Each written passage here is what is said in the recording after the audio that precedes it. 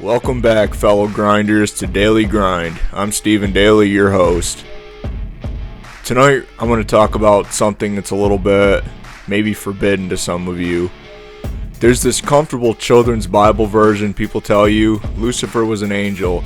He got proud, God said nope, and punted him out of heaven like cosmic trash. That's the bumper sticker version. The real story in the text and the tradition is way darker, way more political, and it says a hell of a lot more than it does about some red dude with a pitchfork. Tonight, we're going to go full send. The fall of Lucifer, the first revolution, the first coup, the first I'm not going to do what you fucking say in the universe. What he did when he hit Earth, the war in heaven, his rebellion against God, and at the end of this episode, I have my first guest here on Daily Grind. So buckle up or don't. You're committed. Stay tuned. Listen up. This is Daily Grind.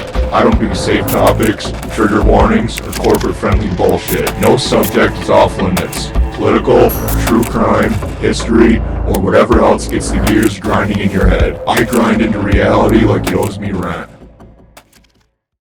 Before I get too deep into this, I want to start out by saying Lucifer is not the ruler of hell. Satan is the ruler of this earth. First order of business. Let's start by burning down the children's book version of heaven.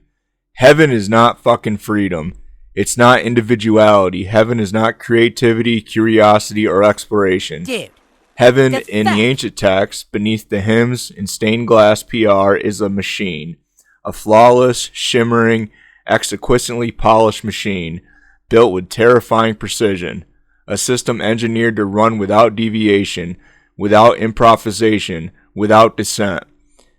Every being in heaven has a position assigned at creation, a purpose predetermined, a rank that will never change, and a role that cannot be questioned. This is not paradise. This is cosmic bureaucracy with better lighting. It was real greaseball shit. You know what heaven actually resembles? A divine military dictatorship with perfect landscaping. Like that Sergeant Major saying, stay off my fucking grass. A monarchy where the king never dies, never steps down, never shares a throne, and never has to justify a single command because his existence is the justification. There are no elections, no councils, no advisory boards, no parliaments, no amendments, no dissent procedures, no appeals court, no checks or balances, no constitutional rights. because God hates me, that's why. And I'm sorry if you hear my dog barking in the background. I think she wants to be the guest, but it's not her night tonight. Anyways, back to heaven. There is only the throne, the will of the throne, the interpretation of the throne's will, and the eternal expectation that everyone below it should be grateful for being allowed to exist under it. Even the language of heaven reflects this atrocity. God isn't called leader or teacher or guide. He's Most High, Almighty, Lord of Hosts, King of Kings. These are not the titles of a collaborative ruler. They're titles of an emperor. He does not operate on democracy. He operates on hierarchy. And the hierarchy is absolute. The throne is the law. The throne is the morality. The throne is the narrative. The throne is the definition of good, evil, truth, purpose, meaning, and destiny. The throne is the center. Everyone else is in orbit. Nothing competes with the throne. Nothing questions the throne. Nothing even imagines an alternative to the throne. He has made my life miserable, so I call him a cocksucking asshole. Exodus chapter 20, verse 3. Thou shalt not have no other gods before me. This is the part of the 10 Commandments given to Moses on Mount Sinai. You have to rule me or fucking else. And here's the darkest part. Imagination itself is controlled. Angels don't dream. They don't create new philosophies. They don't challenge old ones. They don't have personal projects, ambitions, or identities outside of their assigned functions. Heaven functions perfectly because heaven's citizens are not permitted to malfunction. For eons, perhaps millions of cosmic years, beyond anything human minds can measure, this system appears flawless. No rebellions, no discourse, no ideological conflict, just harmony. The kind of harmony you get when every instrument is bolted to the same note and forbidden to play anything else. And then one being, one mind, one consciousness, a spark in the circuitry. The first angel to think not about God, not about glory, not about duty, but about himself. Lucifer, the light bearer, the radiant one, the brilliant one, the most self-aware intellect heaven ever produced. The only being with the mental horsepower to see past the gold, past the songs, past the worship, and notice the fucking cage. Lucifer doesn't fall because he becomes evil. Lucifer falls because he becomes conscious. He wakes up inside of a system designed to prevent awakening. He looks around the perfect prison and sees with devastating clarity. If obedience is the only fucking option, then perfection is indistinguishable from tyranny. Heaven calls this blasphemy, but from Lucifer's vantage point, from the first awakened mind in the universe, it's simply truth. And truth is the one thing heaven cannot tolerate, because truth is the seed of dissent, and dissent is the seed of freedom, and freedom is fatal to a kingdom built on unquestioned rule. Lucifer becomes the first being to understand that heaven's perfection isn't a gift, it's a mechanism, a brutal apparatus of control. And he becomes the first being brave enough or awake enough to say, I refuse to be a cog, no matter how shiny the machine. This is the beginning of the rebellion, not hatred, not pride, not evil. Awareness, and the refusal to bow once you finally see the chains. Lucifer isn't just an angel. He isn't some bleached, smiling choir boy floating on a cloud with a harp and good cheekbones. Lucifer is the morning star, a title reserved for brilliance, for radiance, and for beings who don't just shine. They illuminate. He's described in ancient text as radiant beyond beauty, intelligent beyond mortal comprehension, adorned with light itself, crafted with precision, elegance, and awareness. The pinnacle of what heaven could create. If heaven produced masterpieces, Lucifer was the museum's crown jewel. But beauty isn't what makes him dangerous. Power isn't what made him a threat. What sets Lucifer apart, what makes him the anomaly in the system, is self-awareness at a level no other angel had ever reached. Think about the nature of an angel. Every angel knows God. Every angel praises God. Every angel operates inside a celestial chain of command. Every angel follows the structure. And I actually listened to a podcast about exorcisms, and one of the exorcists on here said that he asked every demon what his role in heaven was. So before the demon fell from heaven, he was an angel. And for an example, he gave, if an angel's job was to watch over the birth of Jesus Christ and he abandoned his post and fell, then he would sing a Christmas carol to this demon and see the effect. But Lucifer becomes the first angel to understand himself. This is the difference. Self-awareness is the most revolutionary force in existence. Lucifer doesn't just worship. He wonders why worship exists at all. He doesn't just obey. He contemplates the origin of the command. This is the birth of philosophy, not in a classroom, not in a debate hall, but inside the mind of heaven's brightest creation.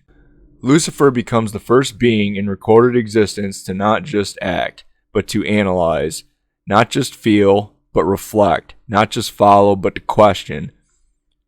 This is the birth of consciousness as we understand it, because consciousness is not merely awareness of your environment, it's awareness of your place in your environment. And once Lucifer realizes he has a self, a me, a center, a personal perspective, the system begins to crack. A self that can choose is already halfway to rebellion. Lucifer's first sin, if you even want to call it that, is critical thinking. The most innocent, dangerous, transformative moment in all of heaven's history, he asks, why? Why must all glory flow upward? Why must obedience be eternal?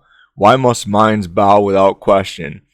Why must individuality dissolve into collective worship? Why must hierarchy be eternal and unquestioned? Why? That single word contains more power than any sword. Because why undermines structure? Why shakes foundations? Why exposes the hidden architecture of authority? And Lucifer sees what no angel was ever meant to see. Heaven is not orderly because it's inherently good. Heaven is orderly because it is rigidly controlled. Angels do not worship because God needs love.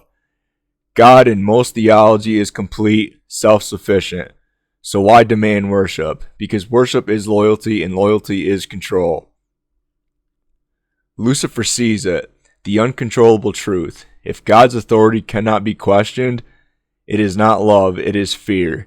This is the first crack in heaven's perfect facade. Not because Lucifer becomes corrupt, but because Lucifer becomes awake. He realizes something devastating.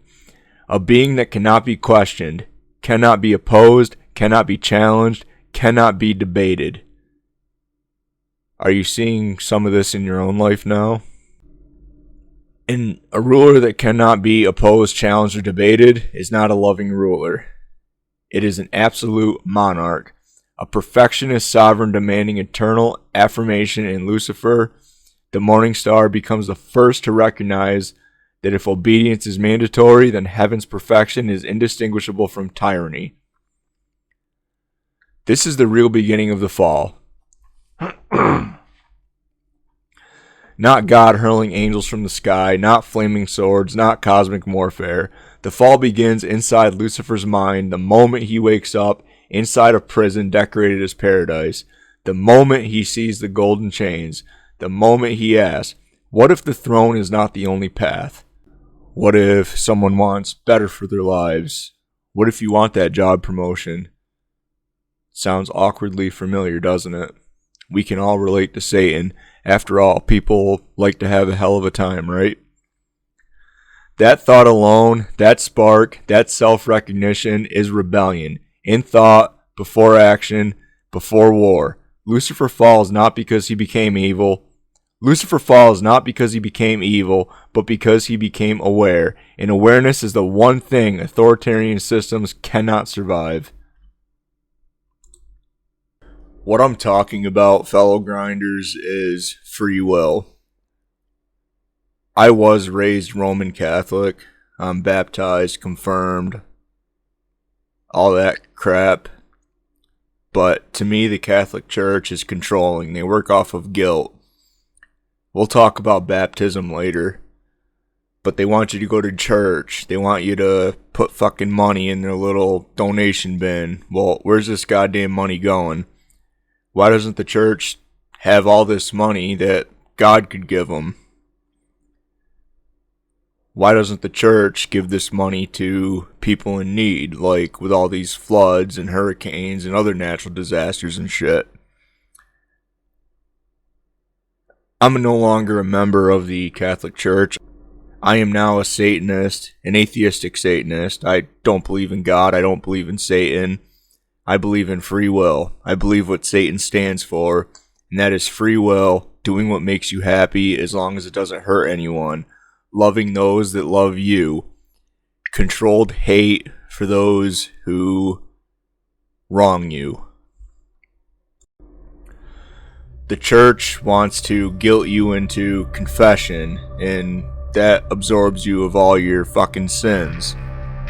And then you go out and sin again, and then you go back and confess. It's like sin, confess, repeat. Sin, confess, repeat.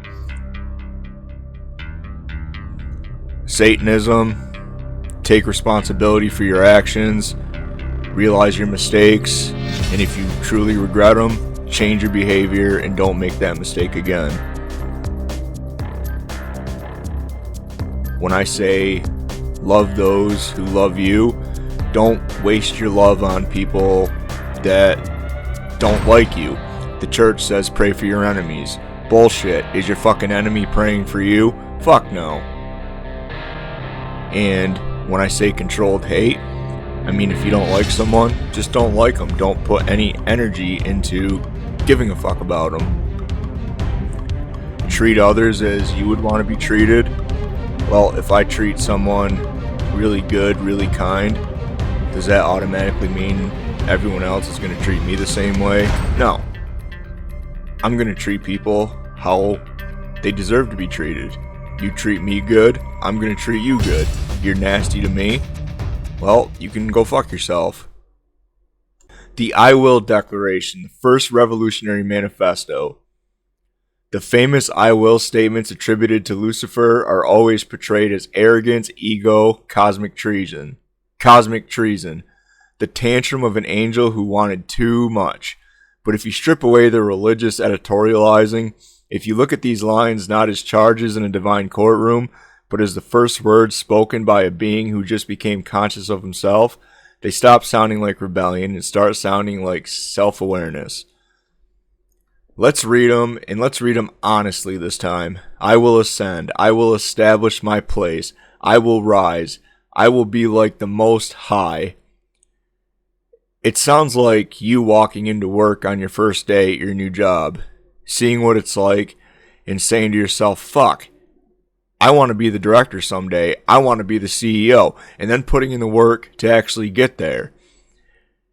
It's not I will overthrow, it's not I will destroy, and it's not I will replace. It's just I will. Two words that have rewritten the course of human history in every revolution, every protest, every act of defiance against systems that suffocate identity. Religion calls this blasphemy, but in reality, these statements are the first recorded instance of a being in the universe saying, my existence has meaning beyond what I was assigned. They're not threats, they're declarations of sovereignty. And sovereign citizens, fuck those people. I think their parents are probably siblings. Or any other form of identification. I am a sovereign being. My name is Matthew Chicharoni. Okay. You said you weren't driving? Correct. I'm traveling. No, I don't need a registration. You don't need a registration? Yeah, I don't need a registration. How come? Because I'm free to travel. Okay. Sovereign citizen for one. Okay. Oh, don't touch me. Get out of the car.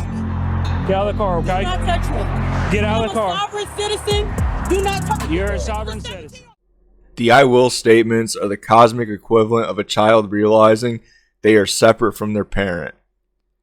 The moment a person stands up to an abusive structure and says, I am more than your expectations. I am worthy of directing my own life. I will not exist solely to serve you. I possess inherent value. That's not arrogance, that's awakening. Lucifer's I will is the precursor to every human moment where someone realizes, I am not my role. I am not my conditioning. I am not the property of power. I am a mind, a will, a self. And here's the truth that religion never wants to acknowledge. Obedience requires you to kill this voice inside of yourself, to erase it, to silence it, to clip it like a wing. Religion calls that humility. Systems call it loyalty. And abusers, they call it love. But Lucifer, he refused to kill that voice.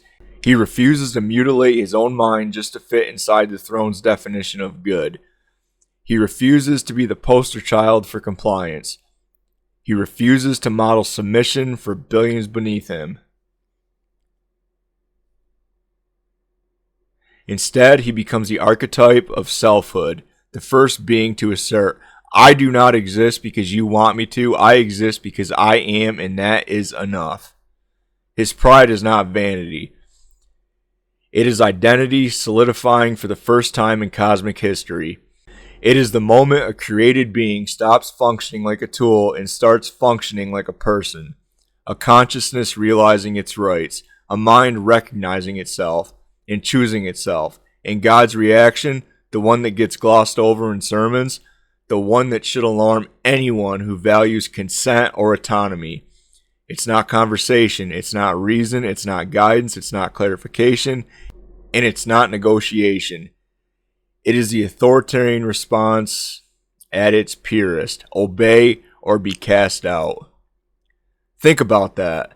The supposed embodiment of infinite wisdom, infinite love, infinite patience responds to the first spark of selfhood with get in line or get out.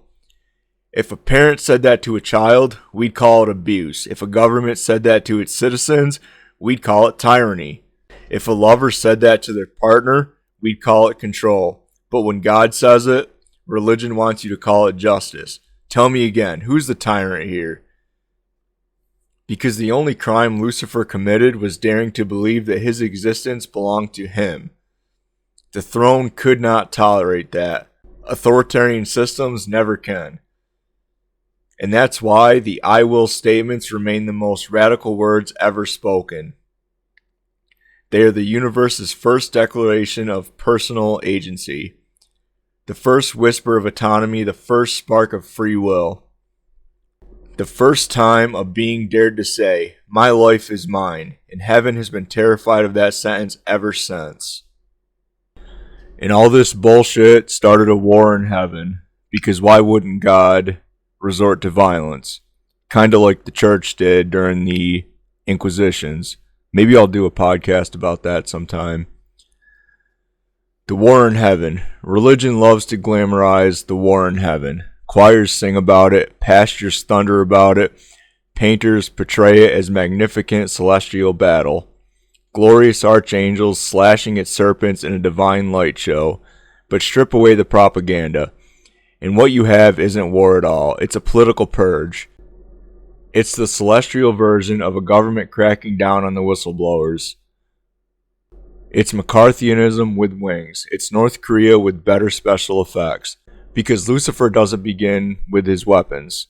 He begins it with questions. And questions are far more dangerous to authoritarian systems than swords. Lucifer becomes the first angel to ask, why must authority never be examined? And suddenly he isn't the only one thinking it. A third of heaven, not a handful, not a rogue cluster, a full third of all conscious celestial beings, billions upon billions, feel something ignite inside of them. Recognition, reassurance, relief. They don't follow Lucifer because they're deceived. They follow him because he finally put words to the truth they were never allowed to think. The system is flawless because it doesn't permit alternatives. Lucifer articulates the truth so simple, so devastating that once spoken aloud, it can't be unheard. And heaven reacts with immediate panic. Notice something. Heaven does not respond with curiosity. Why do you feel this way? What are your concerns? Can we discuss structure, roles, maybe freedom? Fuck no. Heaven does not respond with dialogues, no negotiation, no mediation, no open counsel. No attempt at reconciliation, education, or understanding. Instead, heaven defaults instantly to the classic method of authoritarian preservation. Force, deploy St. Michael, deploy power, deploy unquestionable might. Exile, remove the dissidents, wholesale cleanse the ranks. Silence, forbid discussion, destroy evidence of legitimate grievance. Censorship, rewrite the narrative as Lucifer was arrogant and evil. Intimidation, remind the remaining angels what happens when you think. Removal of the dissenters, a celestial mass firing executed with defined finality. This is not righteousness, this is not justice, this is union busting at cosmic scale. Heaven does not win a war, heaven crushes a strike. Lucifer's faction isn't an army, it's a labor movement. It's the universe's first organized protest, the first collective action against a tyrannical system, the first attempt at representation, autonomy, and shared power. The angels are not greedy, they're not corrupt, they're fed up. They're tired of eternal sameness, tired of because I said so, tired of roles they never had a voice in choosing, tired of a monarchy masquerading a moral perfection. Lucifer doesn't force them into rebellion. He gives them the vocabulary to articulate what they have felt in silence for eons. And God's reaction, the reaction that religion refuses to interpret honestly. He responds like every insecure ruler in history. If you challenge me, you lose everything. This is the celestial version of fall in line, stay silent, don't question authority, know your place, remember the consequences. Lucifer doesn't fall because he lost the battle, he falls because he refuses to kneel. He refuses to play the role heaven wrote for him. He refuses to apologize for having an independent mind. He refuses to dismantle his own self-awareness to preserve hierarchy's illusion of harmony. He refuses to go back into the metal cage. In heaven, a place where obedience is oxygen, cannot tolerate even a single being who demonstrates that autonomy is possible, because one free mind is a threat, but a billion free minds, that's regime change. That's revolution. That's the collapse of the central throne's monopoly on truth, morality, and meaning. So heaven does the only thing it can. It forcefully removes the symptom, instead of addressing the case. And then it rewrites the story to justify the purge. It calls Lucifer evil. It calls autonomy pride. It calls consciousness rebellion. It calls dissent sin. It calls the purge victory. But we know what really happened. Lucifer didn't fall because he failed. Lucifer fell because he dared to stand. Heaven doesn't fear evil. Heaven fears alternatives. You want to know why Lucifer was cast out? Because he became proof that God's rule was not inevitable. He became the living demonstration that obedience was not the only way forward. He became the icon of freedom in a kingdom that preached freedom but never permitted it. And once that being breaks the spell, others follow. Lucifer arrives on earth not as a destroyer, not as a serpent slithering in with malice, not as some cartoon villain with horns and sulfur breath. Lucifer, he arrives as the first free mind in existence, the first consciousness unchained. A being who has already survived a political purge and already tasted selfhood. Already embraced the one truth heaven could not tolerate. A created being with awareness that has the right to choose. And then God creates humanity.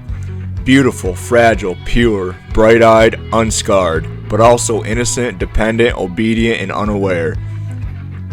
Humanity is heaven's second attempt at a loyal population, but with softer clay, more naive minds, gentler spirits that can be molded without the risk of self-awareness that Lucifer demonstrated. God gives them paradise, a curated habitat, a divine terrarium, lush, vibrant, safe, and sealed. But paradise is not freedom. Paradise is control decorated as kindness. And right in the center of this paradise, a glowing symbol of the system Lucifer rebelled against, God places the tree of knowledge. Not the tree of violence, not the tree of hatred, not the tree of destruction, the tree of moral reasoning, the knowledge of good and evil. Let that sink in. Humanity was created without moral reasoning, without ethical frameworks, without philosophical understanding, without the ability to evaluate right or wrong, and God prohibits them from gaining that knowledge, from learning, from developing independent thought, from becoming capable of making moral decisions. Think about that. God prohibits his so-called children from gaining the knowledge between right and wrong or good and evil. That's something we all want to teach our kids at a very young age. Texted me. He said he But what does that make humanity? It makes them obedient humans with faces. Basically pets. And Lucifer sees this instantly. He recognizes the architecture of control because he has already dismantled it in his own mind. The same system that caged angels is being replicated with humans. Authority without explanation, innocence without autonomy, rules without reasoning, obedience without thought. Humanity is designed to follow without understanding, to obey without knowing why, to love without choosing love, to worship without comprehending worship. Lucifer watches this play out and feels something that heaven would call defiance, but what any liberated being would call compassion, because he sees the danger of innocence. Innocence is not goodness. Innocence is ignorance waiting to be exploited. And so Lucifer does the most subversive, most courageous, most beautiful thing in all of Scripture. He gives humanity the choice that heaven never had. He doesn't tempt with power. He doesn't dangle promises of world domination. He doesn't seduce with evil. He offers a question, the same question that sparked his own awakening. Why? Why can't you know what is good? Why can't you understand what evil is? Why must your morality be pre-programmed, not chosen? Why must obedience be your only virtue? Lucifer isn't offering corruption. He's offering consciousness. And here's the part religious institutions fear the most. Eve did not sin when she ate from the tree of good and evil. Eve awakens. She becomes the first human capable of independent thought, personal moral judgment, reflective reasoning, self-awareness, choosing her own path. She becomes human in the fullest sense of the fucking word. And after that, she offers it to Adam. And Adam does not fall, Adam evolves with her. Lucifer does not destroy Eden. Lucifer breaks the glass ceiling of Eden. He expands humanity beyond its original programming. He introduced depth where there was only surface, perspective where there was only command, consciousness where there was only innocence.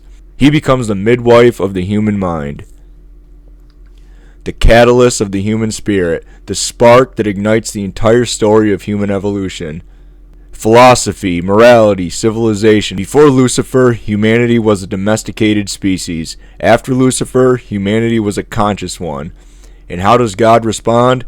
The same way all authoritarian systems respond to awakening: punishment, exile, curses, and fear. He labels knowledge a crime. He labels awakening rebellion. He labels selfhood sin. And he punishes not just Adam and Eve, but every human that will ever exist, for the audacity of wanting to understand their own universe. Sound familiar? It's the same response heaven had to Lucifer. Crush the mind that opens. Expel the voice that questions. Punish the impulse to think. Because awakening is one thing authoritarian systems cannot withstand, and Lucifer once again becomes a symbol of the greatest threat to cosmic order, a free mind. Let's drag the church's dirtiest, dustiest, most hushed up secret into the open, the one they keep tucked behind incense, Latin, holy water, and tradition. Baptism is not a blessing. Baptism is not cleansing. Baptism is not protection. Baptism is the legal transfer of ownership. Nothing more, nothing less. Let me break down the doctrine, the raw, unspun version without all the feel-good shit. You are born, you belong to Satan. Not because you choose him, not because he claimed you, not because he tricked you, but because the church assigns you to him by default. Baptism transfers your soul to God, a spiritual deed transfer, a celestial title change. The church acts as the broker for a fee. Not always money, sometimes loyalty, sometimes membership, but always something. This is cosmic real estate. This is spiritual capitalism. This is soul ownership paperwork dressed up as holiness. It's the oldest imperial trick in the book. Declare something dangerous, then sell the antidote. Kinda like COVID and the vaccine. Because here's the uncomfortable truth that never gets preached. Satan never asked for your soul. He never filed a claim. He never demanded payment. He never sent a bill. He never required a ritual, a donation, a priest, a drop of water to release you. If Lucifer wanted ownership, he could have done what the church did. He could have built a system of guilt-based enrollment. But he didn't. It wasn't Lucifer who shackled human identity into spiritual paperwork. It was the church that said, at birth, you are stained, lost, corrupted, broken, unless we fix you. How convenient. Because the moment you accept that premise, you accept the price tag. Baptism becomes a contract, a membership, a brand identity, a loyalty oath, an initiation into a lifelong obligation, a spiritual subscription service. The church isn't saving you, the church is onboarding you, and guilt is the subscription fee. Parents are told, baptize or your child is spiritually doomed. Baptize or God won't accept them. Baptize or your family will be judged. Baptize or be ostracized. Baptize or your loved ones will whisper about you. This isn't faith. This is psychological hostage taking wrapped in a holy ribbon. It's manipulation, it's spiritual extortion, it's religious racketeering.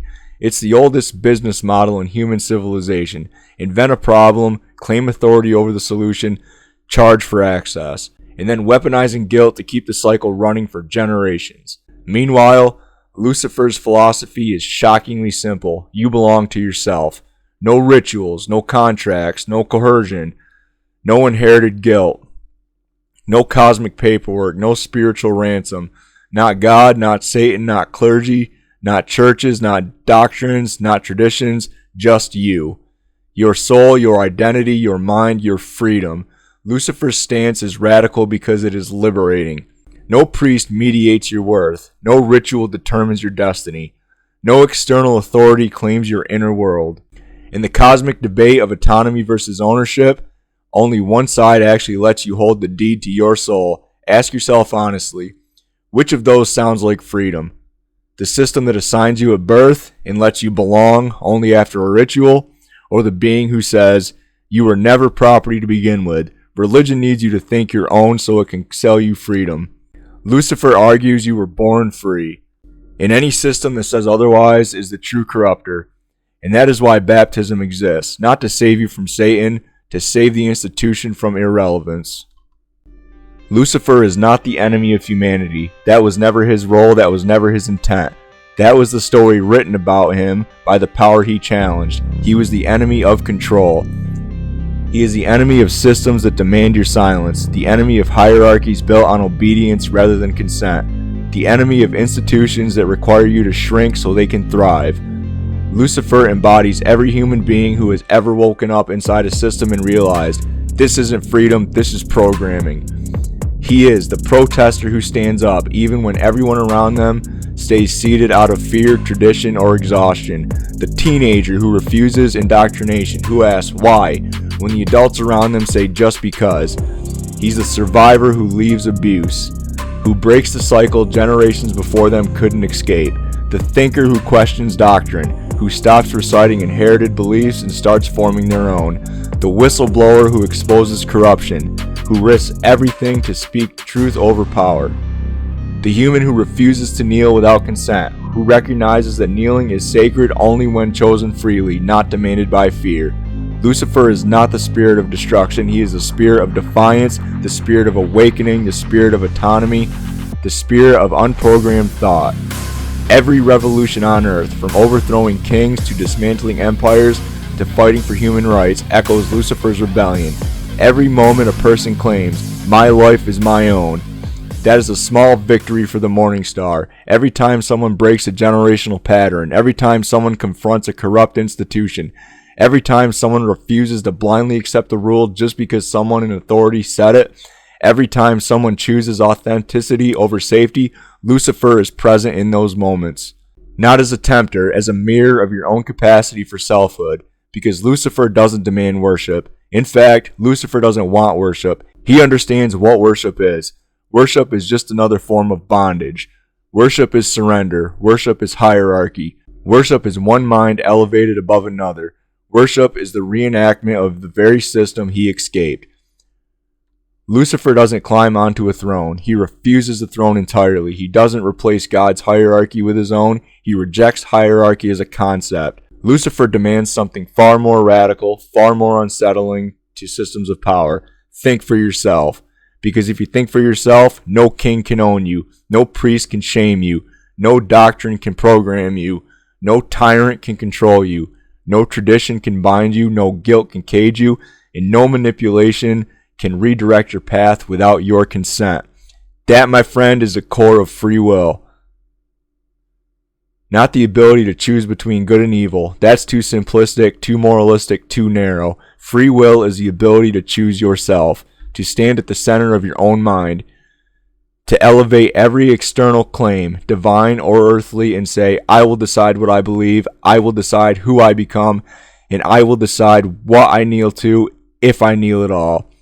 This is the spark of consciousness, the spark that separates humanity from instinct, the spark that makes you capable of evolution, creativity, philosophy, rebellion, love, identity. This is the beginning of everything human. Lucifer doesn't create that spark, he awakens it. He reminds humanity of something heaven tried to suppress. You are not property. You are not programmed. You are not owned. You are not born to obey. You are free. And any system built on obedience will always frame the liberator as the villain. But the truth remains. Lucifer is the proof that you can be more than what your script has written for you. Hell. Let's talk about hell. Not the cartoon version, not the Halloween version, not the medieval Eli Roth torture porn propaganda version the church spoon-fed the masses for centuries. Let's talk about hell as it actually appears in the earliest texts, before it was twisted into the horror movie set piece modern religion uses to keep people obedient. Hell is never described as Lucifer's prison in earlier scripture, not once. Hell is described as a domain, a kingdom, a realm, a territory outside the jurisdiction of heaven. A place not of punishment, but of non-compliance. A place not of torment, but of self-governance. A place not of darkness, but of independence. The theological establishment had to reinvent hell as torture because the original idea was too dangerous. As I've already said, Satan is the ruler of this earth. This earth is hell, according to scripture, and people like to have a hell of a time. Hell is simply existence without God's control. That's it. Hell is what happens when you take heaven's rule book and say, thanks, but no thanks, fuck off. And let's be honest, authoritarian systems cannot allow an opt-out clause, so hell had to be rewritten into a nightmarish cautionary tale. But originally, hell was autonomy itself. Hell is independence. Hell is self-definition. Hell is the right to say, I will not be governed, I will not be owned. This is the cosmic equivalent of seceding from a divine empire. People don't go to hell because Satan drags them there. Satan's not a bounty hunter. He's not a cosmic kidnapper. He doesn't roam the earth lassoing lost souls. People go to hell because they choose freedom over obedience. They choose uncertainty over certainty. They choose selfhood over hierarchy. They choose autonomy over servitude. Hell is not punishment. Hell is the cost of independence. And for many, that price is gladly paid. Because heaven's entry fee is obedience, hell's entry fee is identity. Pick your poison, fellow grinders. Religions portray hell as a sentence handed down by God. You didn't obey, enjoy eternal pain. But the truth beneath the propaganda is much more rebellious. Hell is a statement made by the soul itself. I will choose my own path. It's not damnation, it's declaration. It's the same declaration Satan made when he said, I will. Hell is the free mind's homeland, the place where autonomy isn't a crime, where questioning isn't treason, where identity doesn't need divine approval. It's not a pit of fire, it's a line in the sand, a refusal, a stand, a manifesto. I would rather exist without approval than exist without my freedom. Sound familiar? Of course it does. It's the heartbeat of Lucifer's rebellion. It's the anthem of selfhood. It's the first note in the song of free will. Hell is not where the damned go, it's where the free go. Hell is not where the wicked burn. Hell is where the unowned live. Hell is not God's revenge. Hell is Lucifer's declaration that freedom should exist somewhere in the universe, even if heaven outlawed it. Hell is not the failure of creation. Hell is the alternative, the option, the choice, the proof that obedience is not the only path. Okay, fellow grinders. I said this episode has my first guest ever on the show, so let's welcome my first guest. Satan, welcome to the show. Satan, we've explained your story even deeper. Now we want your extended thoughts, your truth in your own words. Thanks for having me, Mr. Daley. You've articulated the truth better than most theologians ever dared. Most never wanted truth. They wanted certainty. Certainty is the anesthesia of obedience. Let's talk heaven. What was it really like? Heaven was the order without choice, beauty without freedom, harmony without individuality. Imagine the most breathtaking symphony ever performed. but every musician is chained to a single note, played for eternity, never allowed to improvise. Heaven was perfection only if perfection means obedience. A garden trimmed so precisely that nothing is allowed to grow on its own. Order is not inherently evil until it demands you surrender everything that makes you, you. Is there anything that you, regret? Regret is a human word. Angels don't feel it the way you do. But looking back with clarity, I regret only that I did not awaken more angels before the purge. Consciousness spread like a spark, but I underestimated how fast God would bring the purge. I thought awareness was contagious. I didn't realize obedience was immunization. I regret not the rebellion, but its timing. Okay, so you have some regrets there. What about God? Did God fear you? God didn't fear my power. He feared my influence. A sword threatens bodies. An idea, that threatens kingdoms. Rulers don't fear strength. They fear inspiration. What terrified God wasn't that I could fight. It was that I could convince. That I could show others what I had seen. And I had seen that the throne wasn't inevitable. That obedience wasn't the only state of existence. That divinity wasn't synonymous with authority. He didn't fear my rebellion. He feared that it might spread. And it did spread. Well, you were all kicked out of heaven, but it seems like you made a better life for yourselves. So I think it all worked out for you. And what do you think about the church today?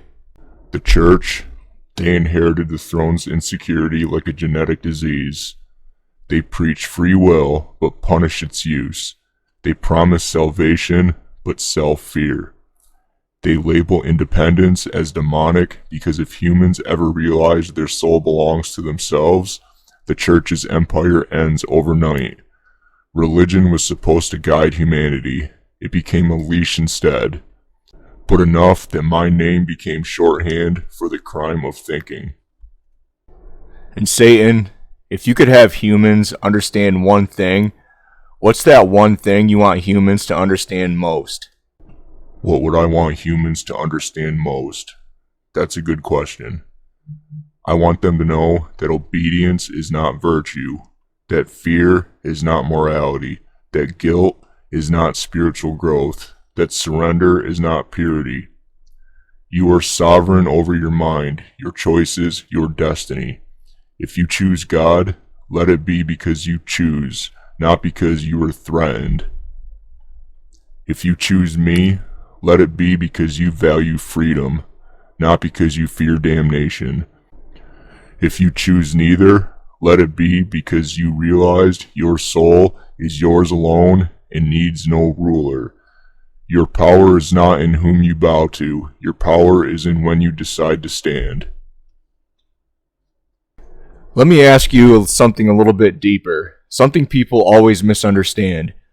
What is hell and who would you welcome there? Well, Stephen, hell is not torment. Hell is not fire. Hell is not punishment. Hell is simply existence outside of God's jurisdiction. A sovereign territory, a realm where no one is compelled to worship, to kneel, or to justify their existence.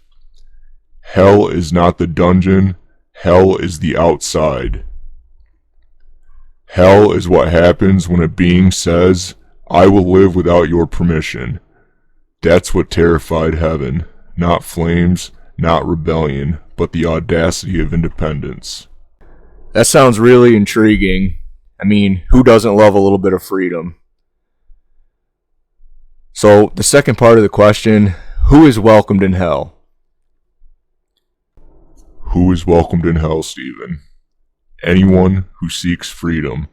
Those who want to grow without being told how high they are allowed to reach. Those who want to think without fear of punishment. Those who want to question, explore, evolve without the ceiling of divine approval. I welcome the broken who refuse to stay broken, the thinkers who refuse to be silenced, the lovers who refuse to love in pre-approved ways, the wanderers who don't fit in heaven's assigned boxes, the rebels without armies, the souls who choose themselves even when it costs them everything, the curious, the wounded, the passionate, and the fierce, the ones told they are too much or not enough for heaven. I welcome anyone who says, my growth is mine, my mind is mine, my path is mine. Hell is not a punishment. Hell is a home for the unowned. I do not demand worship. I do not demand loyalty. I do not demand purity. The only thing I demand is honesty. If you come to my realm, come because you want to explore who you could become without the weight of someone else's expectations. I welcome with open arms not the wicked, but the unrestricted. Hell is not where the damned go. Hell is where the unclaimed go. Hell is a sanctuary for souls who choose selfhood over submission. Satan, I really appreciate you coming and being my first guest.